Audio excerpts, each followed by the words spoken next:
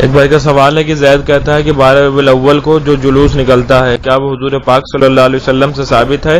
یا ان کے صحابہ سے؟ اور بعض لوگ جو آج کل نعت شریف ڈی جے میں بجا کر نعت سنتے ہیں اور ناچتے ہیں، تو کیا یہ سب حیوانیت نہیں ہے؟ کیا یہ سب صحابہ کرام سے ثابت ہے؟ اگر یہ ثابت ہے تو ٹھیک، نہیں تو یہ سب کفر و شرک ہے۔ جلوس نکالنا تو یہ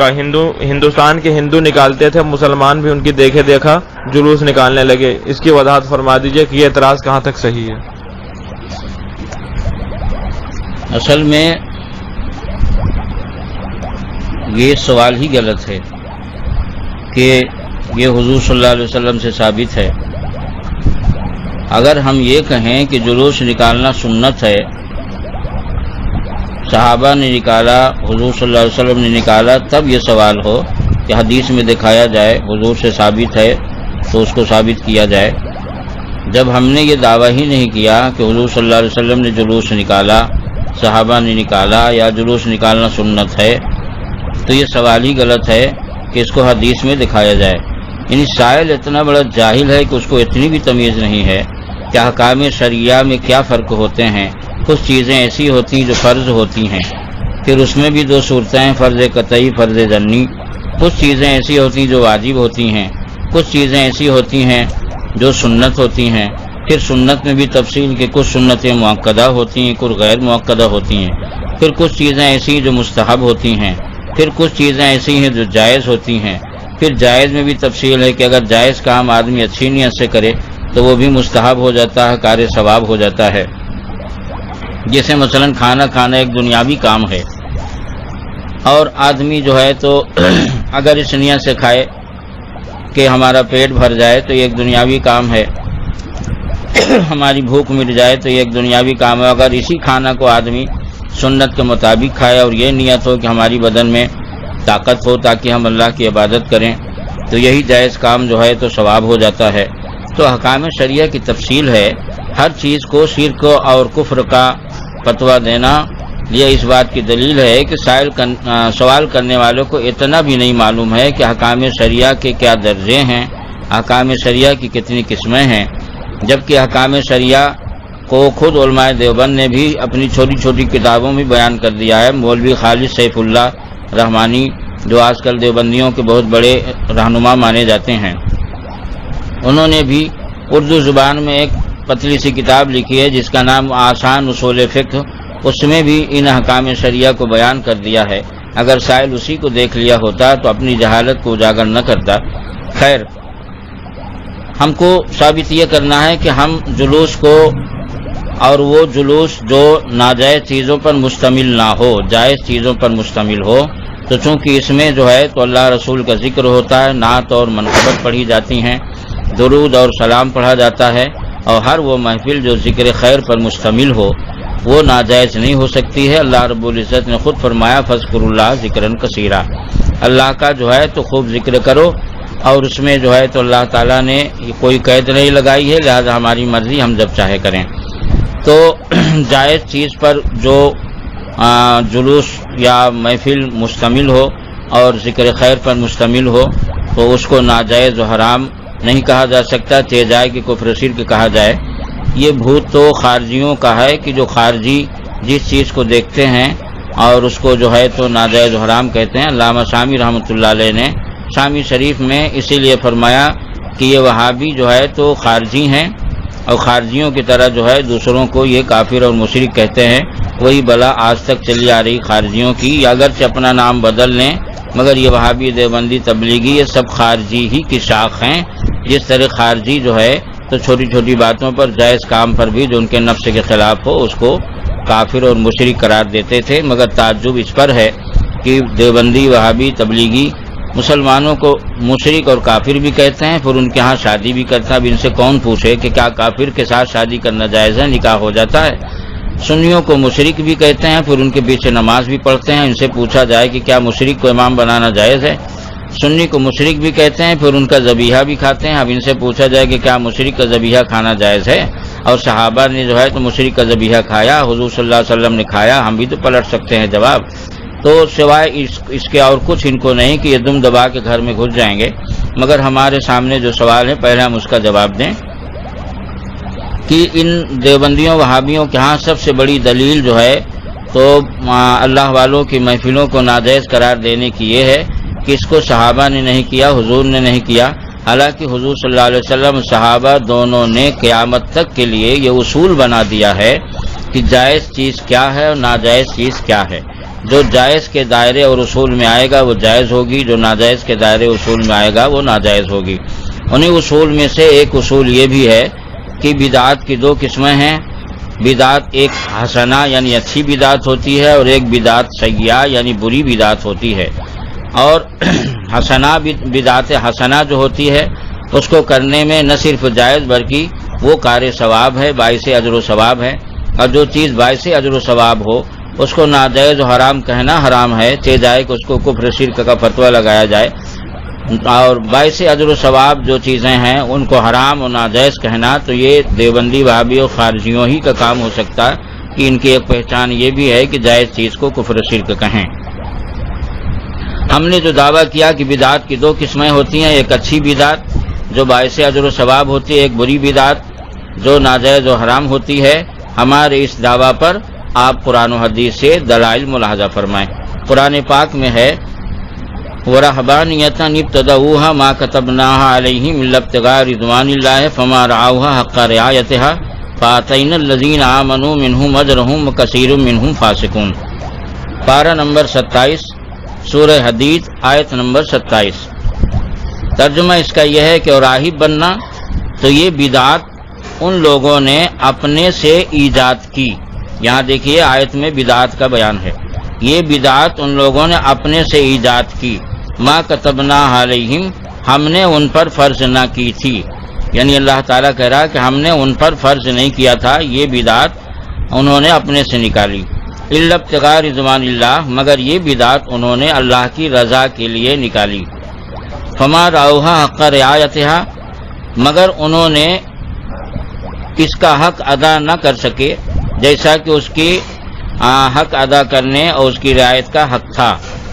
فَآتَيْنَا الَّذِينَ آمَنُوا مِنْهُمْ أَجْرَهُمْ وَكَثِيرٌ مِنْهُمْ فَاسِقُونَ۔ تو جن لوگوں نے اس بدعت حسنہ کو جو اللہ کی رضا کے لیے نکالا تھا انہوں نے، تو جن لوگوں نے اس کو نبھایا، اس پر عمل کیا،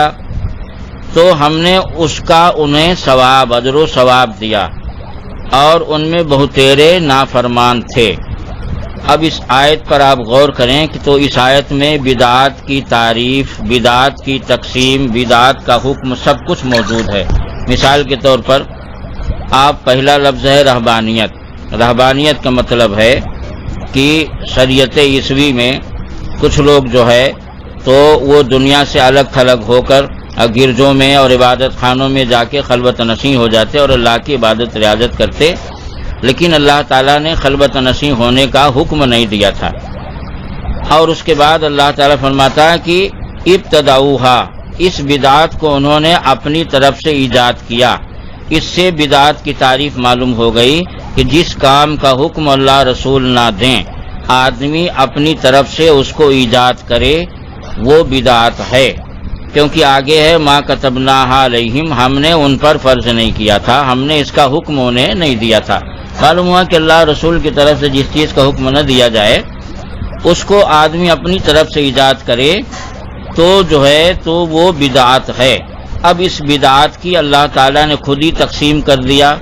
کہ الا ابتغاء رضوان اللہ، مگر یہ بدعت وہ نہیں ہے جو بری ہو، بلکہ یہ بدعت وہ ہے جو جس کو انہوں نے اللہ کی رضا کے لیے ایجاد کیا تھا۔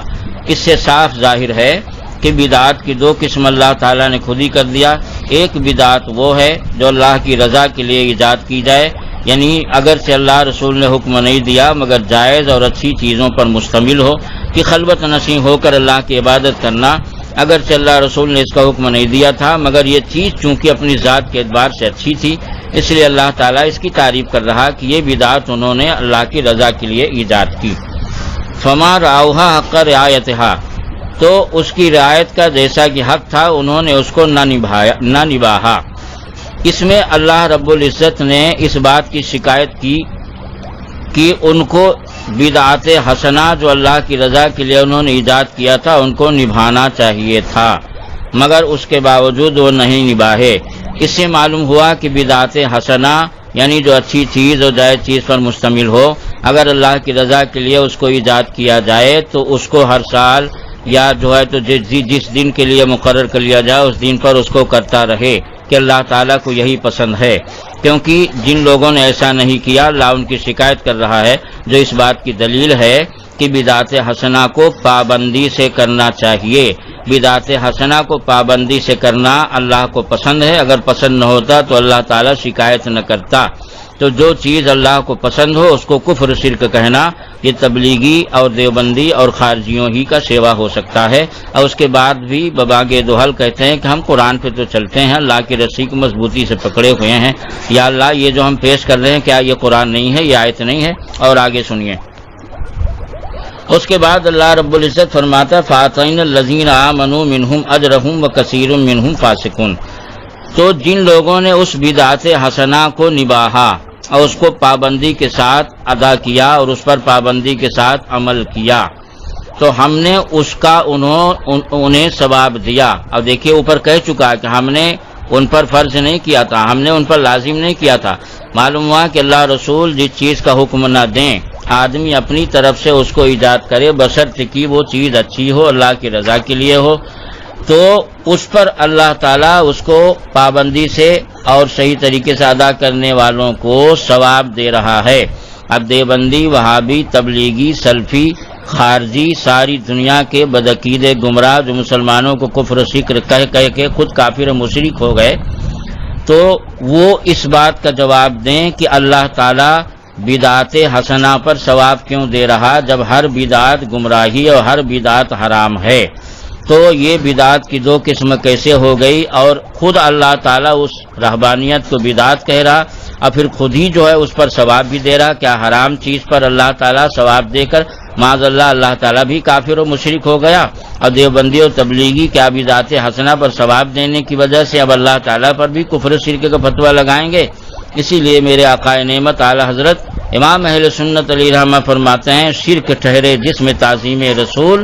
اس برے مذہب پہ لعنت کیجیے۔ آپ نے سوال کیا، میں نے جواب دیا، ورنہ یہ تو ایسے مذہب والے ہیں جن کے مذہب پہ لعنت کے سوا اور کیا کریں گے۔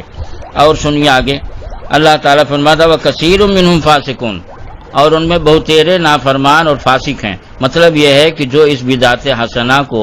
شریعت کے مطابق نہ نبھا سکے، بلکہ اس میں الٹا سیدھا کام، مطلب یہ ہے کہ وہ گئے تھے عبادت کرنے کے لیے مگر اس کو چھوڑ کر اور غلط کام کرنے لگے، تو بدعت حسنہ کو بدعت سیئہ بری بدعت بنا دیا، تو لہذا جو ہے ان کو اللہ تعالیٰ نافرمان کہہ رہا ہے، ان کو جو ہے تو بدکار کہہ رہا ہے۔ معلوم ہوا بدعت حسنہ کا عمل کرنے والا، بدعت حسنہ پر چلنے والا، اس کی پابندی کرنے والا، اختیار کرنے والا ثواب پاتا ہے، اجر و ثواب کا مستحق ہے، اور کفر و شرک پر ثواب نہیں ملتا۔ اگر بدعت حسنہ پر عمل کرنا کفر و شرک ہوتا تو اللہ تعالیٰ ثواب کی بشارت نہ دیتا، اور بدعت سیئہ کو کرنے والوں کو اللہ تعالیٰ فاسق کہہ رہا ہے، بدکار کہہ رہا ہے، نافرمان کہہ رہا ہے۔ معلوم ہوا کہ اس آیت کریمہ سے بدعت کی تعریف، بدعت کی تقسیم، بدعت کے احکام سب کچھ معلوم ہو گئے۔ اور مزید جو ہے تفصیل کے لیے ہم اور بھی کچھ آیتیں جو ہے جائز ناجائز کے اصول پر پیش کیے دیتے ہیں قرآن پاک میں۔ وَقَدْ فَصَّلَ لَكُم مَّا حَرَّمَ عَلَيْكُمْ، پارہ نمبر 8 سورہ انعام، اور جو ہے کیا کہتے ہیں یہ قرآن پاک کی آیت ہے کہ وَقَدْ فَصَّلَ لَكُم مَّا حَرَّمَ عَلَيْكُمْ، پارہ نمبر 8 سورہ انعام کی آیت ہے یہ، یعنی بے شک جو چیزیں تمہارے لیے حرام تھی اللہ تعالیٰ نے ان کو تفصیل سے بیان کر دیا۔ معلوم ہے دلیل اور تفصیل حرام چیز کی ہوتی ہے، حلال کی نہیں۔ جو چیز حرام ہے وہ اس پر دلیل دینی پڑے گی،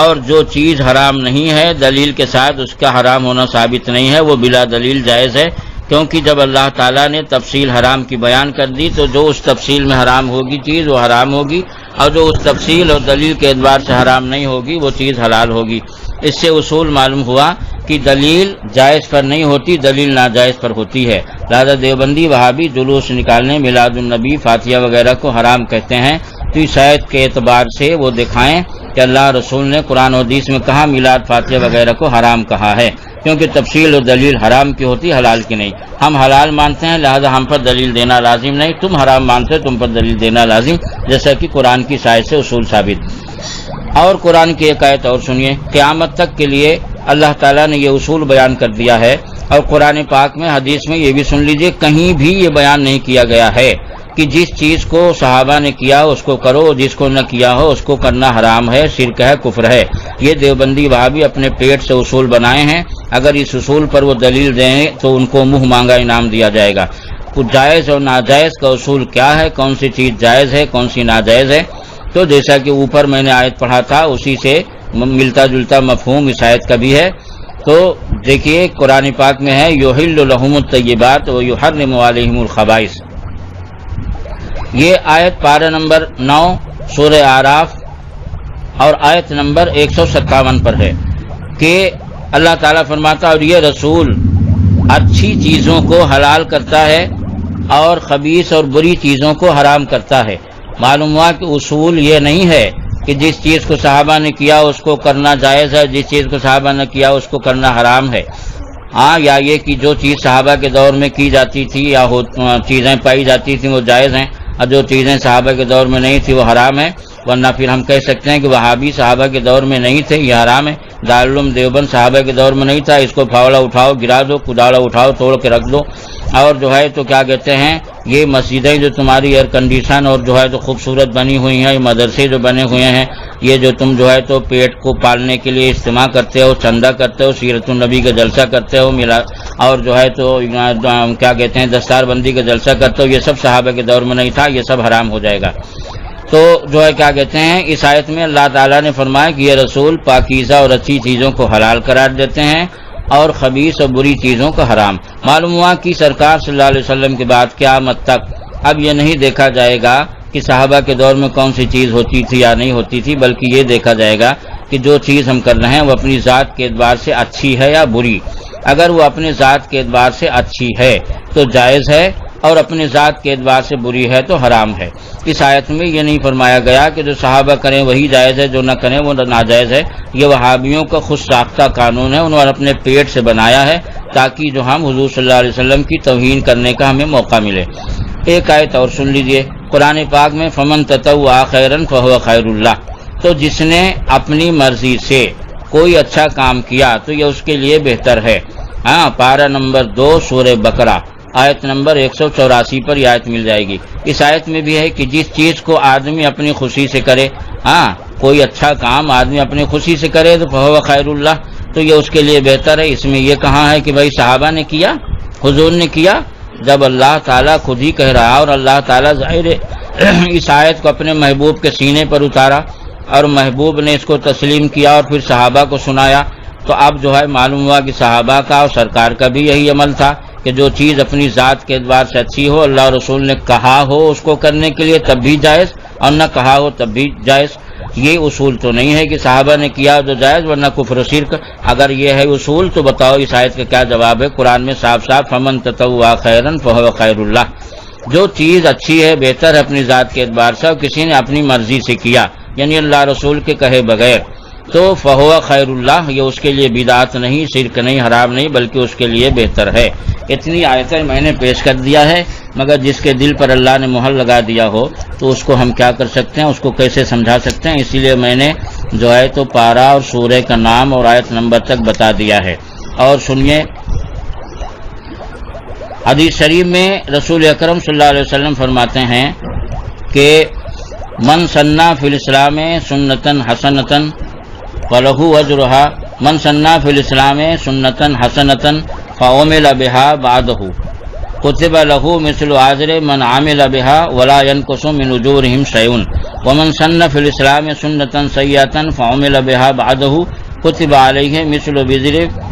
من عمل بها ولا ينقص من اوزارهم شیء۔ مسلم شریف جلد 2 صفحہ نمبر 341 سطر نمبر 6-7 پر یہ حدیث شریف ہے، جس کا مطلب یہ ہے کہ اللہ کے رسول صلی اللہ علیہ وسلم نے فرمایا کہ جس نے اسلام میں کوئی اچھا طریقہ، کوئی اچھی چیز ایجاد کی اور اس کے بعد اس پر عمل ہوتا رہا تو اللہ تعالیٰ عمل کرنے والوں کے برابر ایجاد کرنے والوں کو تنہا ثواب دے گا۔ اور جو ہے تو ولا ينقص من اجورہم شیء، اور وہ جو عمل کرنے والے ہیں ان کے ثواب میں سے کچھ کمی بھی نہ کی جائے گی۔ اور سرکار فرماتے ہیں کہ جس نے کوئی اسلام میں برا طریقہ ایجاد کیا، برا طریقہ ایجاد کیا، برا طریقے سے کیا مراد ہے؟ برا طریقے سے مراد یہ کہ مثلا جب دارالعلوم دیوبند کو 100 سال ہو گئے تھے تو ساری دنیا کے دیوبندیوں نے مل کر جشن 100 سالہ منایا تھا، یعنی حضور صلی اللہ علیہ وسلم کے نام پر جشن منانا، جلوس نکالنا تو کفر شرک ہے، مگر دارالعلوم دیوبند کا جشن منانا جائز ہے، ثواب ہے اس کے لیے جو ہے تو یہ گلی گلی چندہ کیے تھے اور اس کو اعلان کر رہے تھے ثواب دارائن حاصل کریں۔ اب ان سے کون پوچھے کہ صحابہ نے دارالعلوم دیوبند کی طرح مدرسہ قائم کیا، انہوں نے 100 سال کے بعد جشن منایا، جو اصول تم نے سرکار کی تعظیم کے لیے بنایا تھا کہ جلوس سرکار نے نہیں نکالا لہذا حرام، تو ہم بھی کہہ سکتے ہیں کہ سرکار نے جشن 100 سالہ کسی مدرسے کا نہیں منایا، صحابہ نے نہیں منانا، یہ بھی حرام۔ ارے جو اصول بناتے ہو کم سے کم پہلے خود تو اس پر چلو۔ یہ جشن 100 سالہ دارالعلوم دیوبند کا جو تم نے منایا ہے، اور اس کے بعد جشن 100 سالہ منا کر ایک کافرہ اور مشرکہ عورت جو اس دور کی بہت بڑی لیڈر تھی اس کو لے جا کر ممبر پہ چڑھا دیا اور اس سے تقریر کرایا، بتاؤ یہ بدعت سیئہ ہے یا نہیں؟ اب زید کو چاہیے کہ اپنے مولویوں کا گریبان پکڑ کر ان پہ کفر شرک کا فتویٰ لگائے کہ تو کافر ہے، تو مشرک ہے، کہ جو اصول تو نے ہم کو سمجھایا اسی اصول کے اعتبار سے تو مشرک اور کافر ہوا، تو یہ بدعت سیئہ ہے۔ اسی طرح ندوۃ العلماء لکھنؤ کو جب 100 سال ہو گئے تو ساری دنیا کے دیوبندیوں وہابیوں نے مل کر اس کا بھی جشن 100 سالہ منایا، حالانکہ کسی مدرسے کا جشن 100 سالہ نہ حضور صلی اللہ علیہ وسلم نے منایا، نہ صحابہ نے منایا، نہ تابعین نے منایا، نہ تبع تابعین نے منایا، مگر دیوبندی منا کر خود اپنے ہی منہ مشرک اور کافر ہوئے۔ لہذا دیوبندیوں کو چاہیے کہ اپنے مولویوں سے جن کی کتابیں پڑھ پڑھ کے بہشتی زیور وغیرہ گمراہ ہو رہے ہیں اور جہنم کے کتے بن رہے ہیں، ان کو چاہیے کہ اپنے مولویوں کا گریبان پکڑ کے پوچھیں کہ جس اصول کو تم نے ہمیں رٹایا اس اصول سے تو تم ہی کافر مشرک ہوئے جا رہے ہو، دوسروں کو کیا فتویٰ دو گے؟ اب سنیے حدیث کا آگے کا جملہ۔ سرکار فرماتے جس نے اسلام میں کوئی بھی بری چیز ایجاد کی تو اس کے بعد اس پر عمل ہوتا رہا تو اس کو اس عمل کرنے والوں کے برابر تنہا گناہ ہوگا اور عمل کرنے والوں کے گناہ میں کوئی کمی نہ ہوگی۔ اسی معنی کی اور مفہوم کی ایک حدیث شریف امام مسلم نے اسی صفحے پر اور نقل کی ہے۔ اس حدیث کو نقل کرنے کے بعد اس کی جو شرح امام نووی رحمۃ اللہ علیہ نے نووی شریف میں اسی حدیث کے حاشیہ پہ کیا ہے، اس کی عبارت اس طرح ہے۔ حضرت امام نووی رحمۃ اللہ علیہ فرماتے ہیں ھذان الحدیثان صریحان فی الحث علی استحباب سن الامور الحسنہ و تحریم سن الامور السیئہ وان من سن سنۃ حسنۃ کان له مثل اجر کل من یعمل بها الى یوم القیامہ ومن سن سنۃ سیئۃ کان علیہ مثل وزر کل من یعمل بها الى یوم القیامہ، اوپر من یعمل ہوگا وہ من یعمل ہے۔ ہاں نووی مع مسلم صفحہ نمبر 341 جلد نمبر 2۔ اب سنیے اس کا ترجمہ یہ ہے کہ یہ امام نووی رحمۃ اللہ علیہ فرماتے ہیں، یہ نووی شریف عربی زبان میں مسلم کی شرح ہے جس کو دیوبندی وہابی سنی سب پڑھتے ہیں، مانتے ہیں اور اپنی کتابوں میں حوالہ دیتے ہیں۔ یہ شرح سب کے نزدیک مسلم ہے۔ انہوں نے اس حدیث کی شرح یہ کی ہے کہ یہ دونوں حدیثیں اس بات پر صراحتاً دلالت کرتی ہیں کہ اچھی چیز کو ایجاد کرنا مستحب ہے، اور اس بات پر صراحتاً دلالت کرتی ہیں کہ بری چیز کو اسلام میں ایجاد کرنا برا اور حرام ہے، اور جو ہے جس نے اچھی چیز ایجاد کی اس کو عمل کرنے والوں کے برابر قیامت تک ثواب ملتا رہے گا، اور یہ کہ جس نے بری چیز ایجاد کی اس کو عمل کرنے والوں کے برابر قیامت تک گناہ ہوتا رہے گا۔ اس بات پر یہ حدیث صراحتاً دلالت کرتی ہے۔ اب دیوبندیوں، وہابیوں، خارجیوں، تبلیغیوں کے اندر اگر ہمت ہے تو اللہ تعالیٰ، رسول اللہ صلی اللہ علیہ وسلم، امام نووی اور قاضی امام ایاز اور شیخ عبدالحق محدث دہلوی اور مولا علی قاری نے مرکات وغیرہ میں بھی یہی معنی بیان کیا ہے۔ ان کے اندر ہمت ہو تو یہ علل اعلان کہیں کہ اللہ تعالیٰ نے چونکہ بدعات کو جائز و باعث اجر و ثواب کہا، لہذا اللہ تعالیٰ مشرک اور کافر ہے۔ حضور صلی اللہ علیہ وسلم نے اس آیت کو صحابہ کے سامنے بیان کیا اور اس پر عقیدہ رکھتے تھے، لہذا وہ بھی مشرک۔ صحابہ جو ہے اس آیت کو پڑھتے تھے اور ان حدیثوں پہ عمل کرتے تھے، لہذا وہ بھی مشرک۔ کعبہ قسموں سے جاؤ گے غالب، شرم تو تم کو مگر آتی نہیں۔ رہا معاملہ ڈی جے کا اور ناچنے کا، میں بے شمار جو شہروں میں ربیع الاول میں تقریر کر چکا ہوں، کہیں بھی میں نے جلوس میں نہیں دیکھا، مگر اس اندھے کو نظر آ گیا کہ ڈی جے کے سامنے لڑکے ناچتے ہیں۔ مگر جشن 100 سالہ جب منایا، اوپر ایک کافر اور مشرک عورت کو اسٹیج پہ چڑھا دیا، دیوبندیوں کے بڑے بڑے سرگنا نے، وہ اس کو نظر نہ آیا۔